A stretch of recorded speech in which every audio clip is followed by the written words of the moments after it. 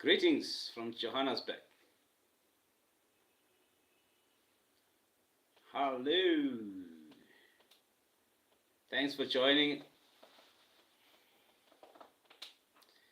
All good, all good. It is good.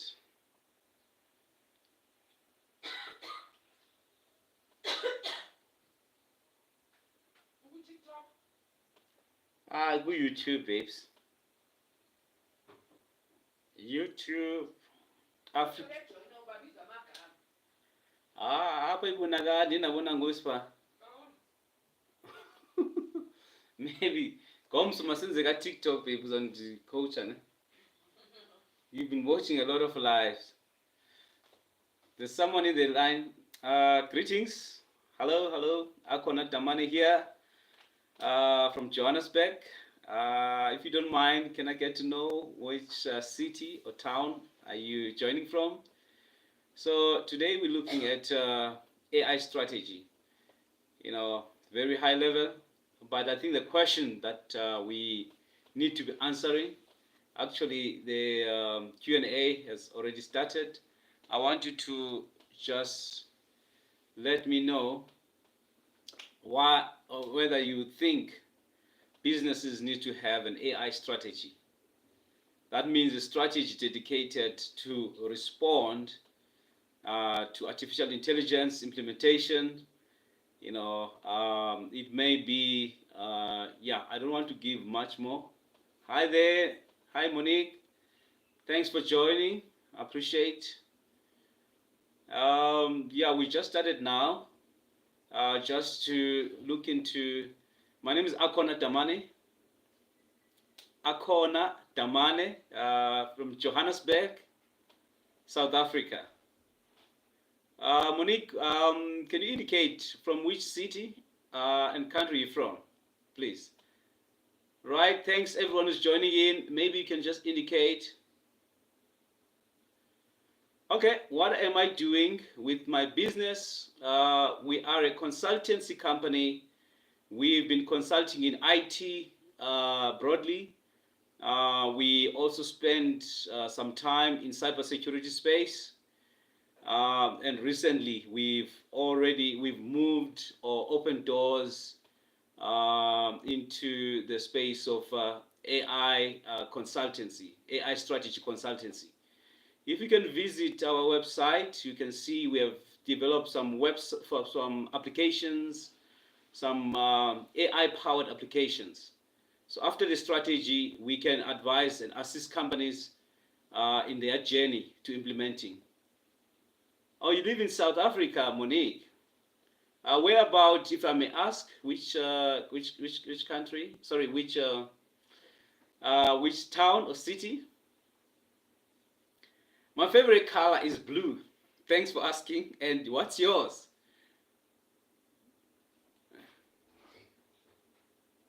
It looks like, Monique is liking the session. However, as we are waiting for others, I want to clarify the purpose for the session.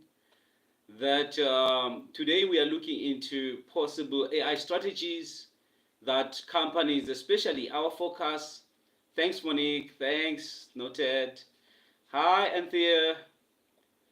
Akhona Damane, it's my name. I'm the Chief Technology Officer and the co-founder of a consultancy company called Data Streaming Group, or D-Streaming Group. We are based in Johannesburg, South Africa. Monique, yes, I do have a wife. She's actually behind the camera. Yes, thank you very much for asking. Yeah, so we do consulting. We spend a bit of time. Myself personally, as young as I may look, I have been in the space for 20 years. I've been in the IT business 20 years. Oh, Ndosh, they want to see you. Okay, she's saying that. It, not, oh, she's on another call. She's on another call. All right, understandable. Pardon us, but tomorrow we are running another session, guys. Same time, same place. I think if you're able to join us, Anthea, Seal, our company, Seal, thanks for that question. Our company has been running for the last 9 years, registered in 2015 in South Africa. We've been mainly operating in South Africa. However, myself as an individual, I have been in the space, IT space, for the last 21 years. I've also worked with international organizations. I between 2018 through to 1821, I was a thought leader for the World Economic Forum, specifically for the Center for the Fourth Industrial Revolution in South Africa. So I have international experience. Also having worked as the CTO last year for a US founded company. Thanks, Monique. Love, love. Monique, I don't have a dog here in Johannesburg. But what happens from my culture, we have two homes. We have a home in the rural areas and we have a home in the city, in Joburg. Currently in Joburg, I'm very busy. Like I hit the gym at 5:30 a.m., 5 a.m., and then I stop working at 8 sometimes.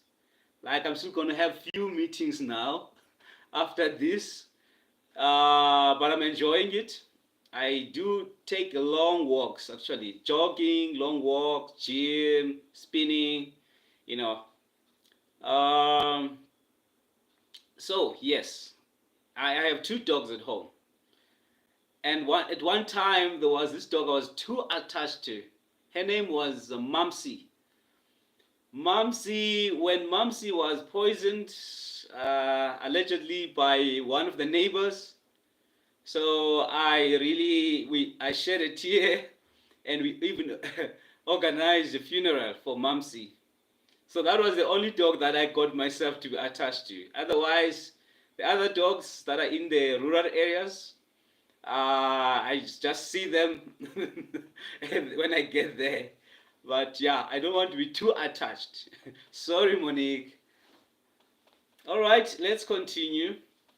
So basically, we have realized that as much as African countries have been adopting the latest products, AI products, AI services, that are developed outside the continent.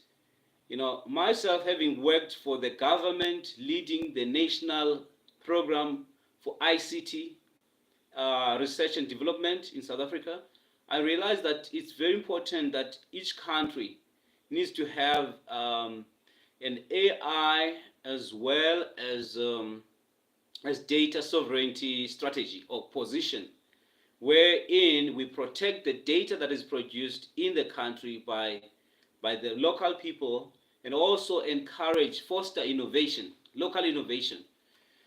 Asil, I hope I'm pronouncing your name correctly. You said, okay, did you study or build up experience over time? Oh, yes. Referring to when you first started? Yes, over time. I'm telling you, it has been a journey.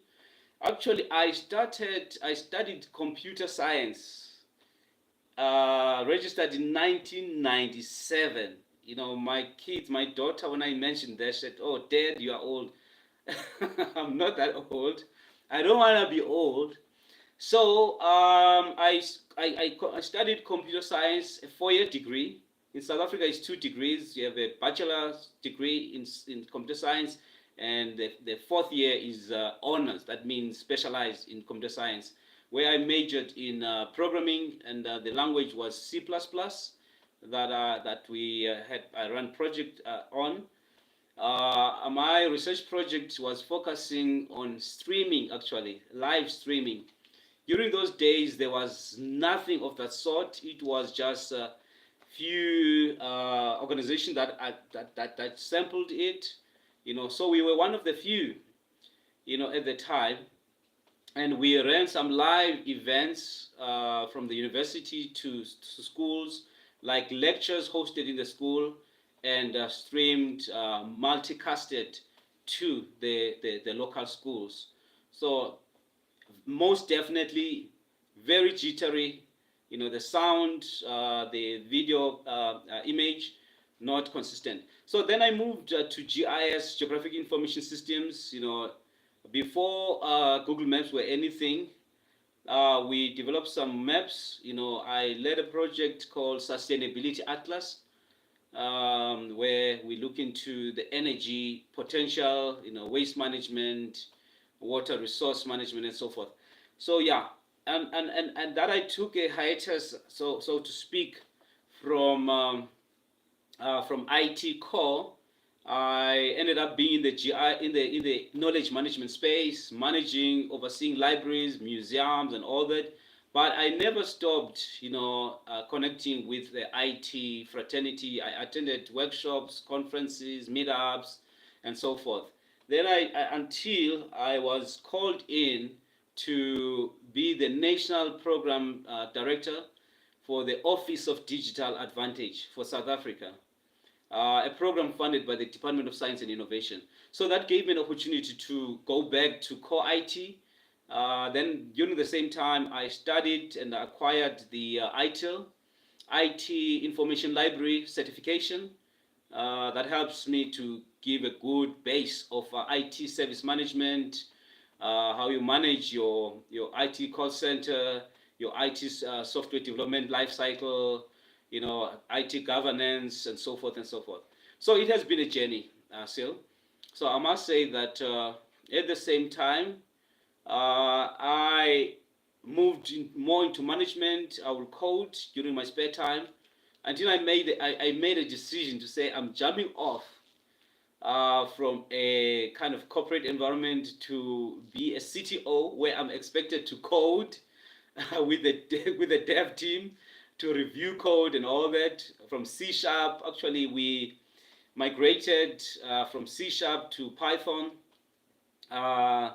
So yeah, so that gave me an opportunity to say, no man, let me not waste my time. So hence, in the last 9 months, I've been building my own apps. So mainly Python is my Python programming language. Those who may not be familiar, very popular, great community support, open source. So yeah, Python, then your databases, MySQL, MongoDB, which is a NoSQL, yeah, and cloud platforms. So yeah, I'm enjoying the discussion, and actually I'm also being guided by you in terms of what you want to know more, because initially the discussion was around AI strategy. The question still stands. Do you think businesses need to have an AI strategy? I'm talking about large corporations. I'm talking about government administration and agencies, the banks, to small enterprises or small businesses. Do they really need to have an AI strategy? Please do comment. Just throw in there your comment, and I appreciate all the love. I will continue whilst you show me some love. You continue to comment and like. Yeah. Right, whilst we are still waiting for any further input, I just want to quote one of the prominent computer scientists His name is Professor Eng Reneng. Professor Eng Reneng is the co-founder for Coursera, the online course platform, online learning platform. He once said, I'll quote him. He said, just as electricity transformed almost everything 100 years ago, today I actually have a hard time thinking of an industry that I don't think AI will transform in the next several years.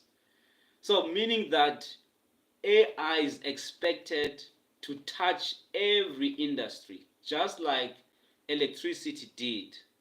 Now, imagine in, let's say, 1899.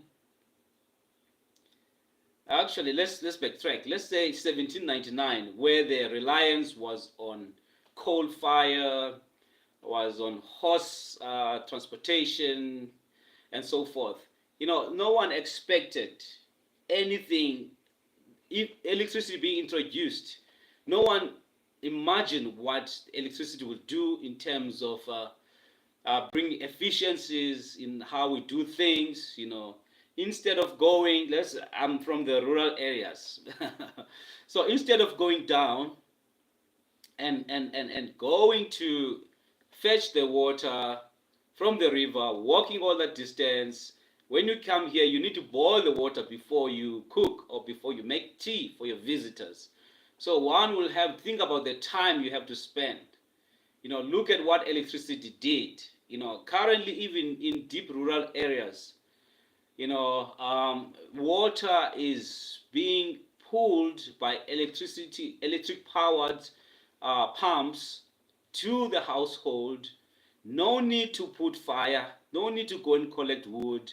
You just plug in your uh, kettle, and you get your water boiled in, let's say, 1 minute, under a minute. Your water is boiled 100 degrees Celsius. Imagine.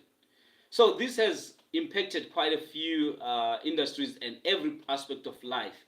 Now, just try to imagine how the electricity, how the artificial intelligence will impact every industry. That's what I want us to talk about. I want us to have this discussion.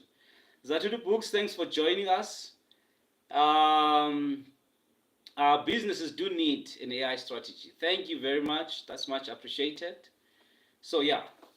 So the question was for us to look into why do we then. I will take you through only one slide, and gauging on the interest from the floor. Then I will continue, or I will just have a general conversation. Very briefly, why do business need to have an AI strategy? From a number of resources that I've consulted, from university resources, lecturers, lecture content, web search, and so forth. One of the things that makes business to really earn or need to have an AI strategy is, the first one is competitive advantage. I don't want to talk about and scare people, especially those starting small businesses, about digital Darwinism, where you say it's a survival of the fittest, but it's more looking in that front. Look at how many businesses had to pivot. Every business, every established company, let's say at least in the States, have their AI strategy. Why? Because the competition is fierce. The competition is rife. You miss 1 month, you sleep 1 month, then the small entrants in that industry have already eaten up the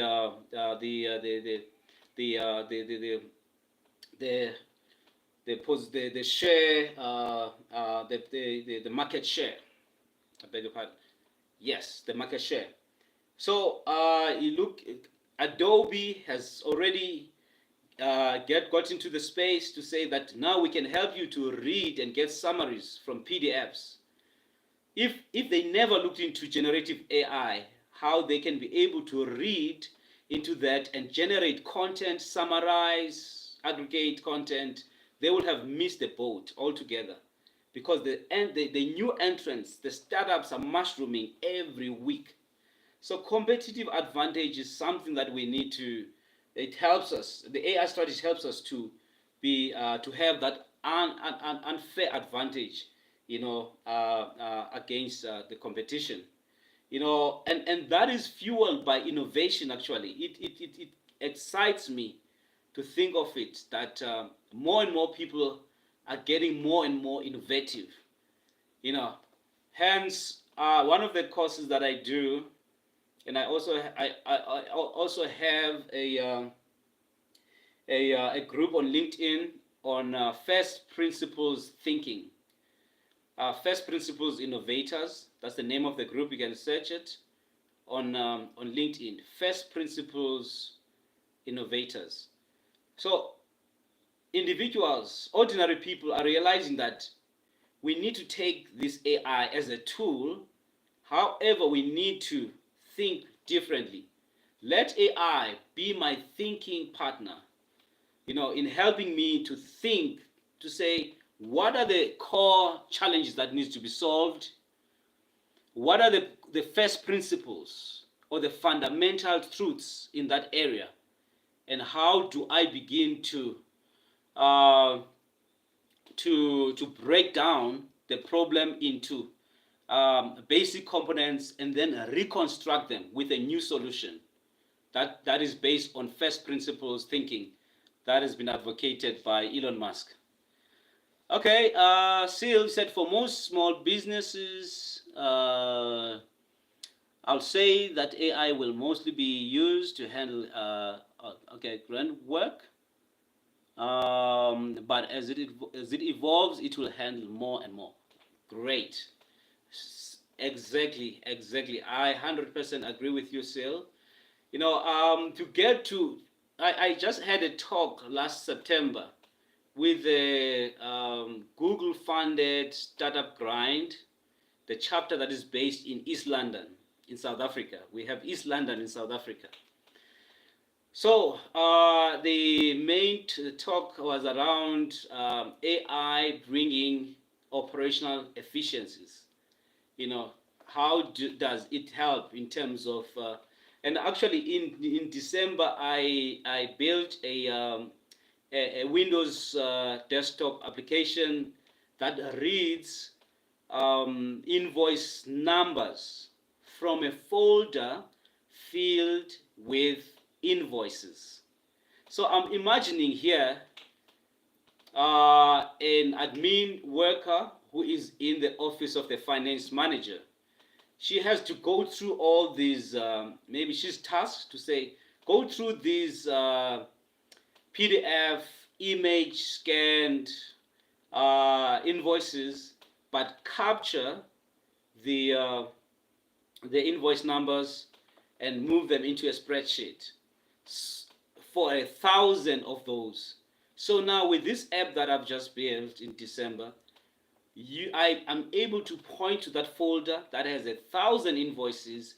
With one click of a button, it reads those 1,000 invoice numbers from those 1,000 files and place them in a row in a spreadsheet. Imagine that happens not in 8 hours, not in a month, but in a second or even a split second.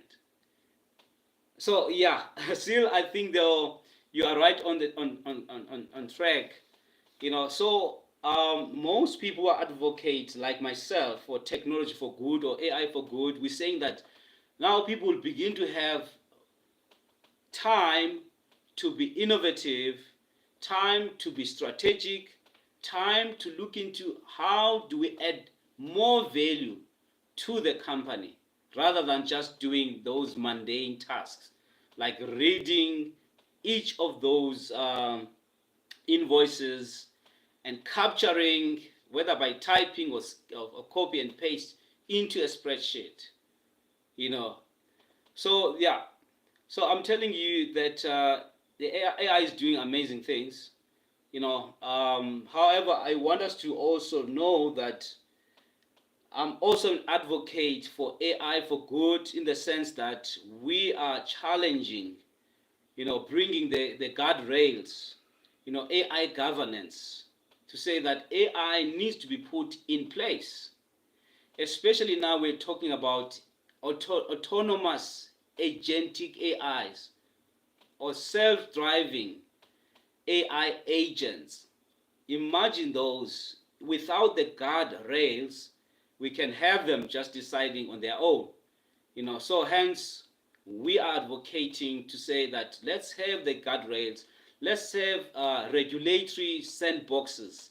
Any new AI tool coming through, it needs to pass some checklists, to say that is it safe for kids, for data privacy, for biases, the issue of biases. I don't want to go there, and all that. They tick those boxes, and then it's safe. Let it go through. Let it be rolled out. That's very important. All right, I think we had a great conversation. We are almost 6:30. I think let's keep it there for the day, and we meet again. Thank you, Sir. That's a big one. Data privacy. Actually, reading on the latest news, Apple also is accused of using people's data without getting consent. And Apple have always been one of those advocates, those good guys who say we don't do that. We make sure we get consent, and we don't use our users' data without their written consent. But yeah, currently there's a lawsuit that is coming up. It's already in play. It's play. So yeah, we'll watch and see. But yeah, data privacy. It's not just a paper, because in South Africa we've just rolled out a piece of legislation called POPI Act, or POPIA, standing for Protection of Personal Information Act, where one needs to consent for the use of their personal data. That's a good direction, but the implementation of such will be equally critical. Still, thanks again. Most companies do, just a matter of how well they hide it. Oh yeah, yeah, true that.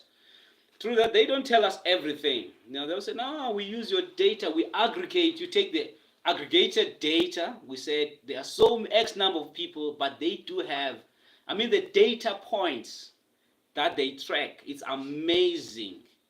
The way you type, your typing speed, your language you use, all that have been captured without us knowing. So it's that scary, but at the same time, it calls for global active citizenry, that each of us needs to take our stand and be part of this collective, to say, let us build AI systems that will work for us, not against us. I think that will be great to end at that note. And I want to thank you very, very much for joining us. Thank you for your contribution. This is much, much appreciated. If you are okay, I would like us to say, let's adjourn and reconnect tomorrow, same time, 6 p.m. South African time. Thank you very much. You take care. Good evening. Good evening. Thank you. Take care. Bye-bye.